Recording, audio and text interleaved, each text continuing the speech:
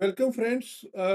आज हम इसका जो ये 13th चैप्टर है जिसमें GST practitioner pillar of compliance facilitation GST में इसका हम जो है वो सेकंड पार्ट कर रहे हैं। फर्स्ट पार्ट हमने ऑलरेडी कंप्लीट कर लिया, तो सेकंड पार्ट जो हमारा ये शुरू होता है हमारा functions for which GSTP can be authorised.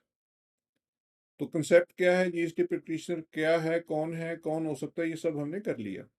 अब आता है किन कामों के लिए आपको ऑथराइज किया जा सकता है जीएसटी प्रैक्टिशनर को।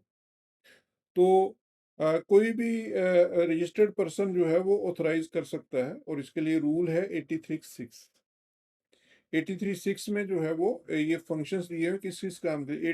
48 सेक्शन में भी कुछ दिए हुए काम हैं जो हमने बात की थी पहले लेक्चर में। तो स्टेटमेंट फाइल करना, 37 की आउटवर्ड सप्लाईज की रिटर्न फाइल करना, नोटिस का जवाब देना, वगैरह वगैरह। और इसमें बेसिक चीज होती है कि ऑथराइजेशन होती है। ऑथराइजेशन जो है वो part A of PCT 05, form GST PCT 05। ये पीसीटी मीन्स प्रैक्टिशनर की सीरीज का ये फॉर्म है। तो ये रजिस्टर्ड पर्सन देता है, और ये जो है विड्रॉ भी की जा सकती है उनके द्वारा किसी भी समय पे, सेम फॉर्म में। और इसके साथ ही जो जीएसटी प्रैक्टिशनर है उसकी कंसेंट भी उसके साथ ही पार्ट बी में लगती है। PCT 05 के पार्ट बी में उसकी कंसेंट, क्योंकि आपको बिना आपकी मर्जी के थोड़ी कोई एंगेज कर लेगा। ठीक है। तो GSTP can undertake only those task for which he has been. तो वो जो PCT 05 है उसमें ऐसा नहीं है कि आपको अम्ब्रेला टाइप कुछ मिल गया, उसमें आपको स्पेसिफिक वो जो टिक करेंगे, जो काम आपको देंगे वही काम आप उनके लिए कर सकते हैं, जो भी टैक्स पेयर होगा। और एक से अधिक टैक्स पेयर्स के लिए आप जीएसटी प्रैक्टिशनर हो सकते हैं, ऐसा नहीं है कि एक के लिए होंगे। देन क्या क्या फंक्शंस हो सकते हैं। पहला तो आउटवर्ड सप्लाईज की जो 37 की जो स्टेटमेंट थी, ठीक है। और जो GSTR 1 IFF या GSTR 1A, मंथली, क्वार्टरली या एनुअल फाइनल रिटर्न्स जो हैं, तो GSTR 3B है ना, GSTR 9 है, GSTR 10 है, फाइनल रिटर्न जो होती है। इस तरह से डिपॉजिट करना किसी इलेक्ट्रॉनिक कैश लेजर में, किसी के पैसे जमा करवाने हैं आपने, तो वो भी जीएसटी प्रैक्टिशनर करवा सकता है। रिफंड क्लेम्स फाइल करना, मीन्स जिन जिन चीजों के ऑथराइजेशन होगी वही काम करेंगे आप, सारे काम नहीं करेंगे। ये सारे हो सकते हैं, सारे भी कर सकते हैं।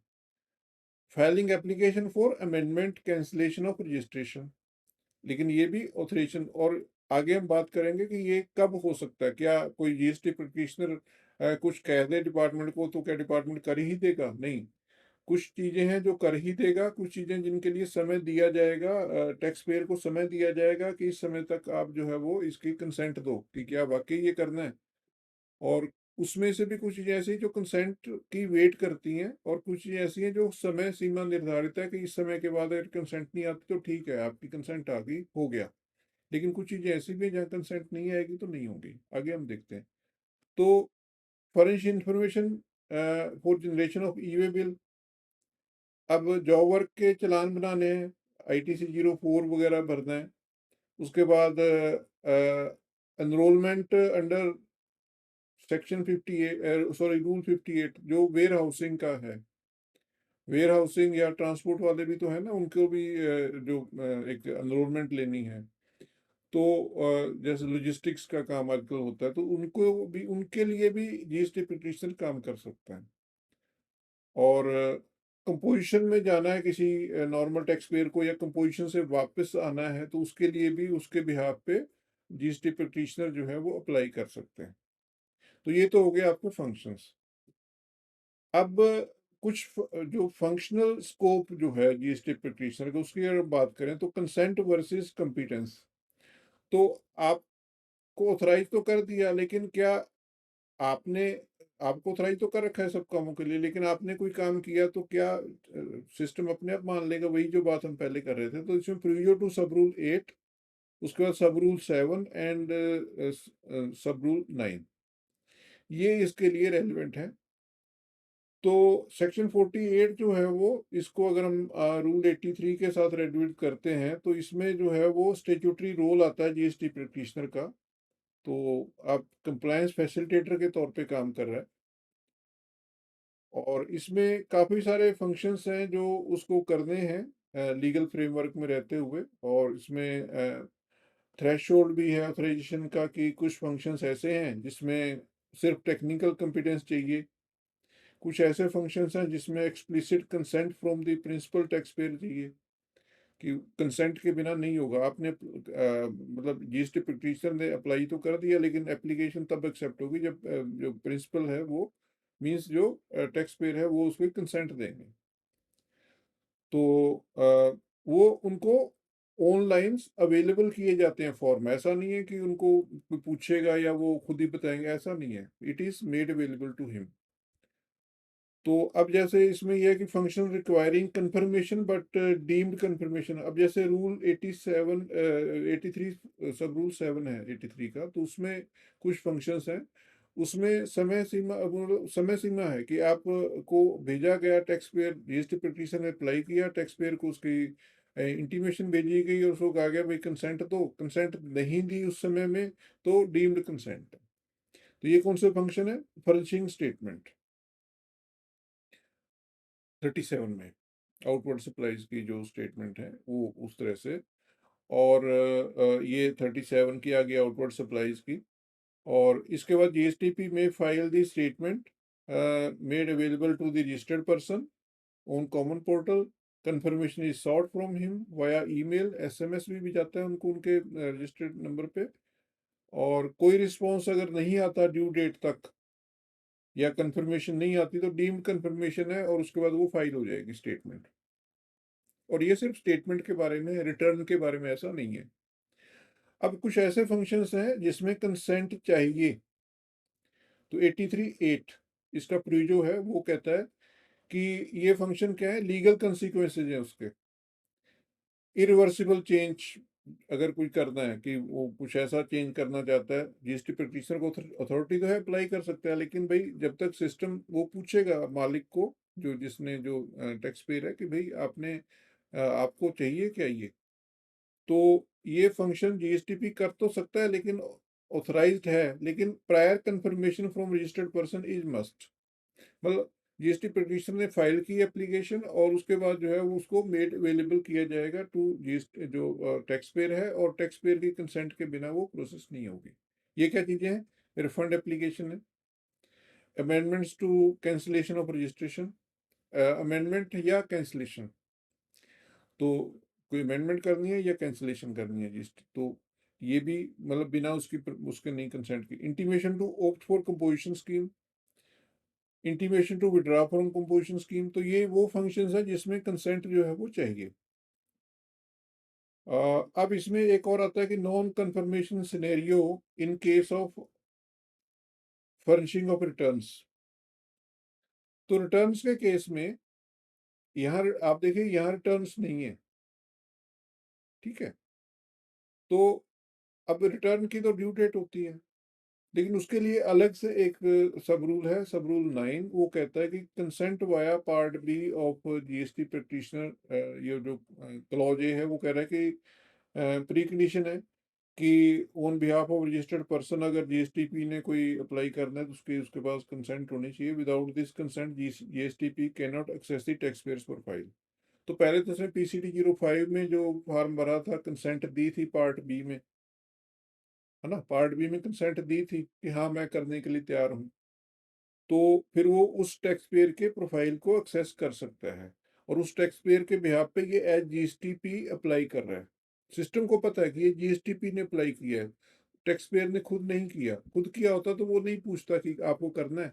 अब जीएसटीपी ने किया तो वो पूछेगा कि भाई आपको ये करना है। तो कंसेंट, अगर ये कंसेंट नहीं है तो आप ना तो रिटर्न प्रिपेयर कर सकते हैं ना सबमिट कर सकते हैं।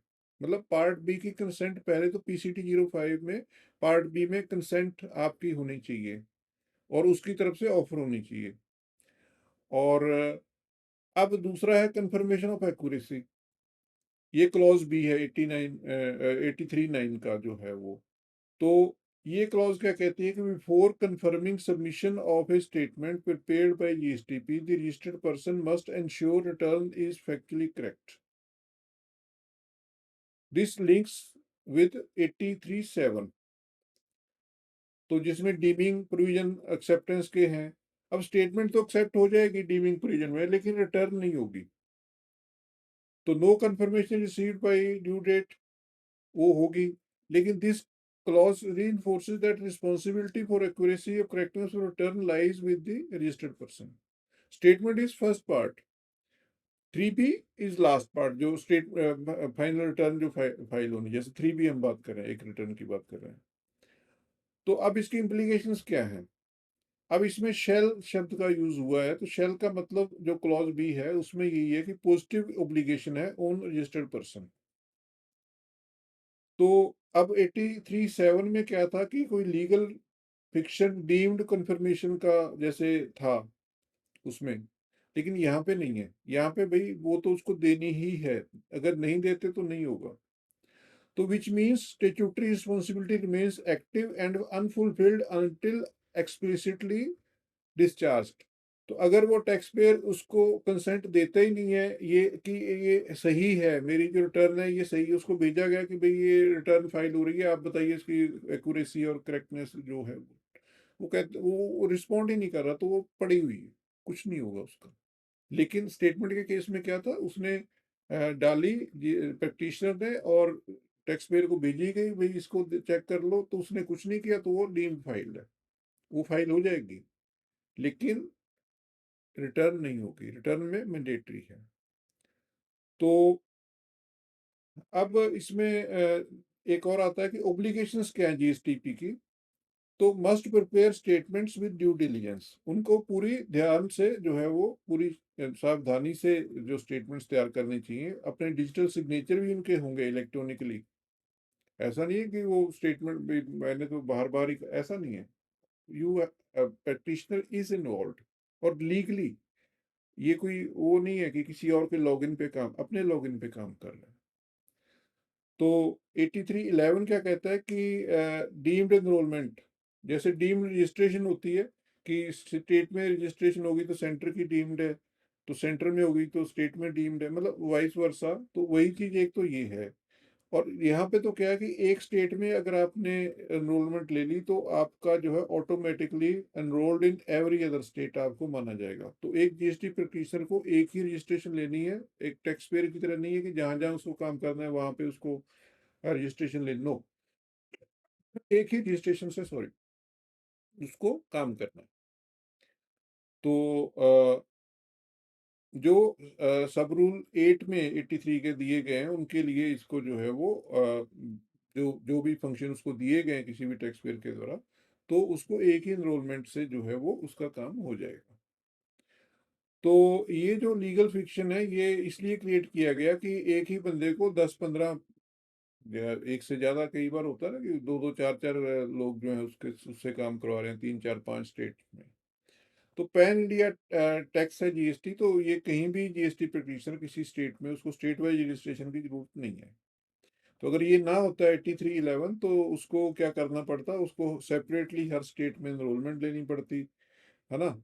और उसके बाद जो है वो मल्टीपल एनरोलमेंट नंबर रखने पड़ते, मल्टीपल वेरिफिकेशंस होती उसकी, तो वो कुछ नहीं है। तो ये जो है वो एडमिनिस्ट्रेटिवली इम्पॉसिबल टाइप जैसी चीज थी कि एक व्यक्ति को बहुत ज्यादा कुछ चीजें वो करनी है, उस है तो प्रैक्टिशनर ही ना, किसी के लिए लिमिटेड जो काम है उसको जो असाइंड है सेक्शन 48 रेड विद रूल 83 के साथ जो है। तो 83(11) जो है वो एक सिंगल एनरोलमेंट की बात करता है, वो नेशन वाइज जो है वो मॉडल में वो काम करेगा। तो इस तरह से हमने सेकंड पार्ट भी जो है जो फंक्शंस क्वालिफिकेशंस का जो पार्ट था वो भी वो हमने पहले किया था, अब इसके बाद फंक्शंस वाला पार्ट भी हमने कर दिया। तो अगला पार्ट हमारा होगा अपीयरेंस है जीएसटी प्रैक्टिशनर।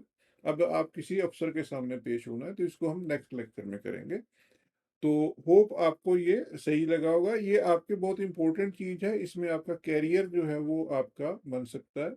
आप बना सकते हैं इसमें, उसको निखार सकते हैं लगातार जीएसटी की स्टडी और प्रैक्टिस करते हुए।